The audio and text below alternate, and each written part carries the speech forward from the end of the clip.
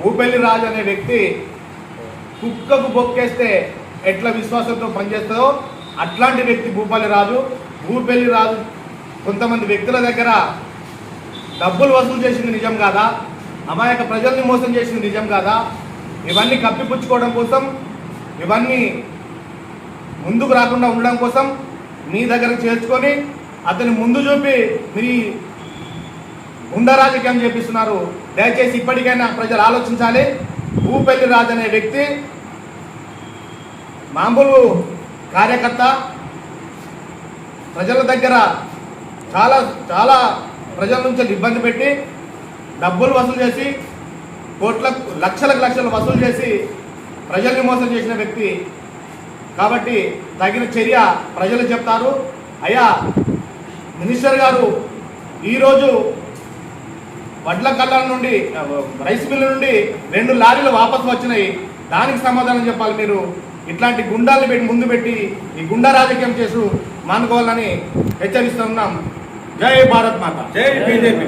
కిందున్న నాయకులకు మినిమం ఆలోచన లేకుండా, ఒక పద్ధతి లేకుండా ఇష్టం వచ్చినట్టు మాట్లాడడం వెనుకున్న మర్మం ఏందో అర్థం కావడం లేదు.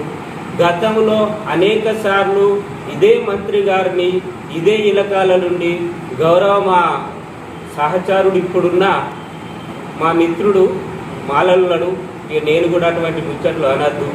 ఆ మిత్రుడికి తెలియాలి, ఇదివరకు ఏం చేసినావు, ఏడున్నావు, ఎన్నిసార్లు ఇబ్బంది పడ్డావు, ఏడికి పోయినావు, ఎన్నిసార్లు ఏం జరిగింది, ఏం జరిగింది, ఏమైంది, ఇవన్నీ తెలుసుకోకుండా ఈరోజు మన కాటారం మండలం మంత్రి నియోజకవర్గంలో ఉన్న గౌరవ బీజేపీ పార్టీ నుండి ప్రాతినిధ్యం వహిస్తూ ఈ 5 మండలాలలో ప్రతి ఒక్క ప్రజలకు ఎలాంటి సమస్య జరిగినా ఆ విషయాలలో ప్రతిపక్షంలో ఉన్నాం కాబట్టి మేము చేసే బాధ్యత ఉంటుంది. మరి ఆ విషయాలు కూడా గౌరవ మంత్రి గారు మరి వాళ్ళకి చెప్పకపోవడం మాకు బాధాకరం అనిపిస్తుంది.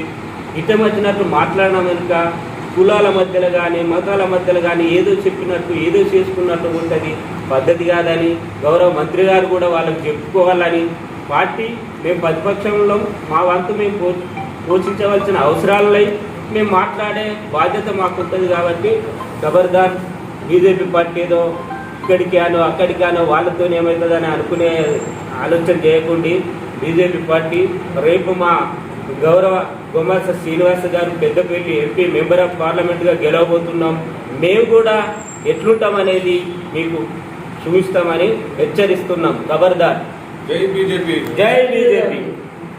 చంద్రబాబు గారు గతంలో భూపల్లి రాజు అనే వ్యక్తి ఆపోజిట్ పార్టీ టీఆర్ఎస్ పార్టీలో ఉన్నప్పుడు గతంలో మిమ్మల్ని బట్టలు ఊడదీసి గారెపల్లి చౌరస్తాలో కొట్టిస్తా అన్న వాస్తవం కాదా? ఇప్పుడు ఇక్కడికి వచ్చి చల్లనారెడ్డి గారి మీద అనుచిత వ్యాఖ్యలు చేస్తూ ఉన్నాడు. అప్పుడు అన్న ఉన్నప్పుడు మిమ్మల్ని కొడతా అన్నాడు, ఇప్పుడు ఇంట్లో ఉన్నప్పుడు వీరిని. గత 3 రోజుల క్రితం శంకరంపల్లె, ధన్వాడ, దేవరంపల్లి, వడ్ల కల్లాలలో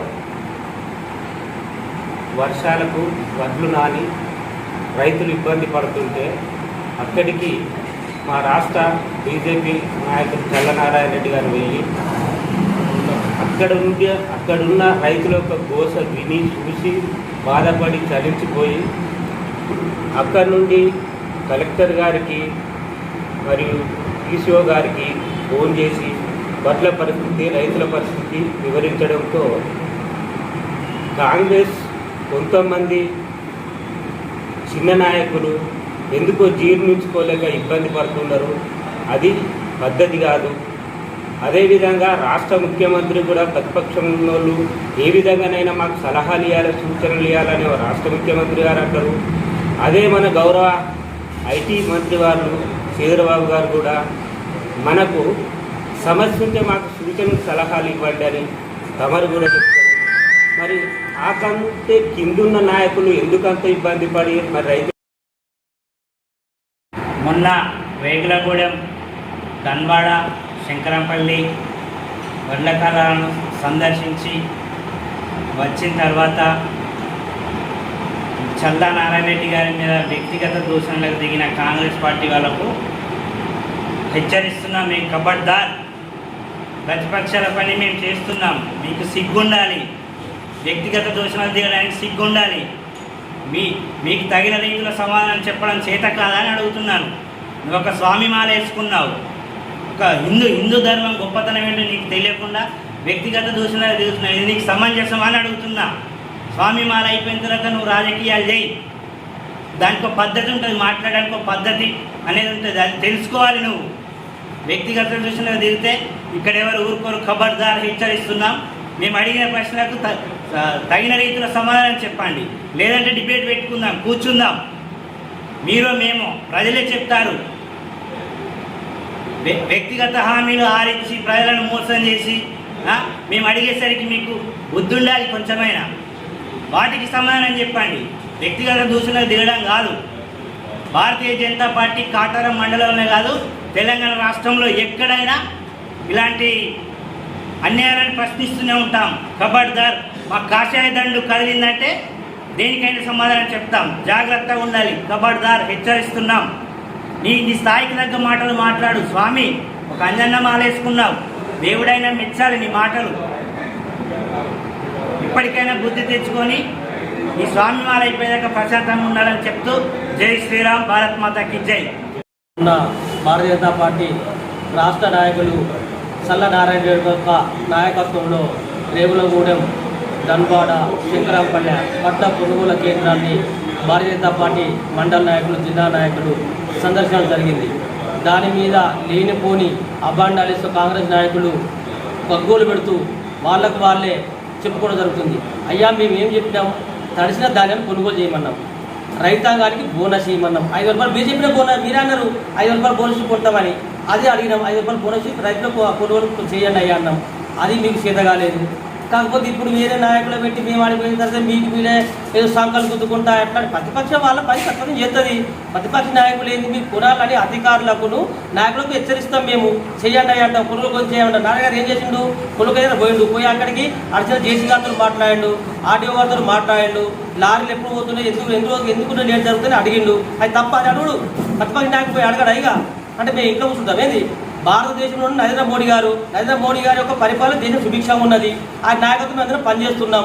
కానీ మేము పోయి రైతుల పక్షాన పోరాటం చేసి ఇది చెయ్యండి అయ్యా అంటే మీకు మీరు ఎందుకు కగోలు పెట్టుకుంటారు? ఇది చాలా చిగ్గుమాల చర్య. ఇక్కడ మీరు కాంగ్రెస్ పార్టీ నాయకులారా, మీరు మారండి. మిత్రమా రాజు, నువ్వు మాట్లాడుతున్నావు నారాయణ రెడ్డి గారి గురించి. నువ్వు మొదటిదాకా ఏ పార్టీలో ఉన్నావు? ఎవరి గురించి మాట్లాడినావు? దుద్దిల శ్రీధరబాబు గారి గురించి ఏం మాట్లాడినావు? వాళ్ళ కుటుంబం గురించి ఏం మాట్లాడినావు? మేము మాట్లాడినామా? 30 సంవత్సరాలు మేము భారతీయ జనతా పార్టీలో ఉన్నాం, ఒక కమర్షియల్ కార్యకర్తలో ఉన్నాం. కానీ నువ్వే వాళ్ళ గురించి వలగరా మాట్లాడినావు, నువ్వే వాళ్ళ గురించి లూజ్ మాట్లాడినావు, నువ్వే వాళ్ళ గురించి ఎక్కలేని మాటలు గోగర మాటలు మాట్లాడు. కానీ మేము అయ్యి కాదు, నువ్వు దళిత బంధు ఇప్పిస్తా అన్నావు, ఆ లోన్లు ఇప్పిస్తా, ఈ లోన్లు ఇప్పిస్తా అని నీ మీద రౌడీసులు ఓపెన్ అయిందంటే అది కట్టుపుచ్చుకున్నందుకు దుద్దిల్ల వారి మెప్పు పొందేందుకు ఈ పని చేస్తున్నావు. కానీ మిత్రమా, వాళ్ళు ఎప్పుడు కూడా ఏం చేయాలో వాళ్ళకి తెలిసి ఉంటుంది. అది గమనించుకొని పని చేయి. నోరు అదుపులో పెట్టుకో. ప్రజలు నిన్ను ఆదర్శంగా లెక్క చేస్తే ప్రజలు తరిమి కూడా రోజు దగ్గరలో ఉన్నాయి. మిత్రమా, గుర్తుంచుకో. మేము ఇప్పుడు కూడా ఒక కమిషనర్ పార్టీ కార్యకర్తలం. మేము విజనే మాట్లాడతాం, మా సిస్టమ్ పక్కనే మాట్లాడతాం. మేము లూజ్ టాకింగ్ మాట్లాడి ఆరా తోరా అనే భాష మాది కాదు. మేము ఒక వ్యక్తి ప్రతిపక్షమైన పాలన గౌరవించుకుంటే మాట్లాడతాం. ఆ భాష మాట్లాడి నేర్చుకోండి మీరు. కానీ ఏదో అధికారం అనే శాస్త్రం కాదు. అధికారం మాట్లాడిన అంత మాట్లాడినా ఏది ఉండదు. జనము అవసరం ఎత్తి పెట్టుకుని అవసరం కింద వారు చెప్తారు. అది గుర్తుంచుకోండి. నువ్వు మాట్లాడే భాష, నువ్వు మాట్లాడే ప్రవర్తన ఏందో నువ్వు ఒకసారి గుర్తుంచుకో. ఇక ముందు కూడా అసలు మాట్లాడినా చల్లనారాయణ గారి గురించి కానీ, భారతీయ జనతా పార్టీ నాయకుల గురించి కానీ, ఎవరి గురించి మాట్లాడినా, ఏది మాట్లాడినా నువ్వు ఒక రామభక్తులు ఉన్నావు, నువ్వు ఒక దీక్షలో ఉన్నావు. కానీ అది మాట్లాడే పద్ధతి కాదు స్వామి. ఈ ఉన్న 40 రోజులు 20 రోజుల్లో ఒక దేశభక్తులు ఉండు, ఒక రామనామను సంకర్షించు. కానీ వేరే జోకాలను చూస్తే ప్రజలు నమ్మే పరిస్థితులు లేదు. మిత్రమా, అది గమనించుకో ఉండాలని కూడా నేను హెచ్చరిస్తున్నాను. దయచేసి ఇప్పటికైనా కూడా అధికార పక్షం మీరు ఇస్తున్న బోనస్ గురించి మేము అడుగుతున్నాం, మీరు ఇస్తున్న రుణమాఫీ గురించి మేము అడుగుతున్నాం, మీరు ఇస్తున్న ఇంద్రమ్మ ఇళ్ళ గురించి మేము మాట్లాడుతున్నాం, మీరు ఇస్తున్న కరెంటు గురించి మేము అడుగుతున్నాం, మీరు ఇస్తున్న 2500 గృహలక్ష్మి గురించి మేము మాట్లాడుతున్నాం. అవి మాత్రమే తప్ప మీరు ఇస్తానే కదా, మేమే అన్నామా? మీరే ఇస్తున్నారు. అవి ఎప్పుడు ఇస్తారయ్యా అని అడుగుతున్నాం. అవి అడుగుడు తప్పనిగా ప్రతిపక్షానికి తొక్కలాల్సి లేకుండా మీరున్నది కింతంతా, మేము భారతదేశంలో ఉన్నది కింతంతా, మేము 18 రాష్ట్రాల అధికారులు ఉన్నాం. మళ్ళీ రాబోయేది భారతీయ జనతా పార్టీ. గుమా శ్రీనివాస్ గారు పెద్ద పర్వాలేదు గెలవబోతున్నారు. దయచేసి నాయకులారా, కాంగ్రెస్ పార్టీ నాయకులారా ఆశించి మాట్లాడి, విలువగా మాట్లాడి, విలువలు మాట్లాడితే మాత్రం క్షమించే గుణం లేదని చెప్తున్నా. కనపడ్డాక వేస్తున్నా నువ్వు చెప్పుతో కొడతా సిమ్ముతో కొడతా ఏం మాట్లాడాయి? సిగ్గు శరం ఉండాలి మాట్లాడేందుకు. మేము మాట్లాడలేమా? మాకు రాదా భాష? ఏం ఇక ముందని జాగ్రత్తగా మాట్లాడు మిత్రమా చెప్తున్నా. జై శ్రీరామ్, జై హింద్, జై భారత మాత.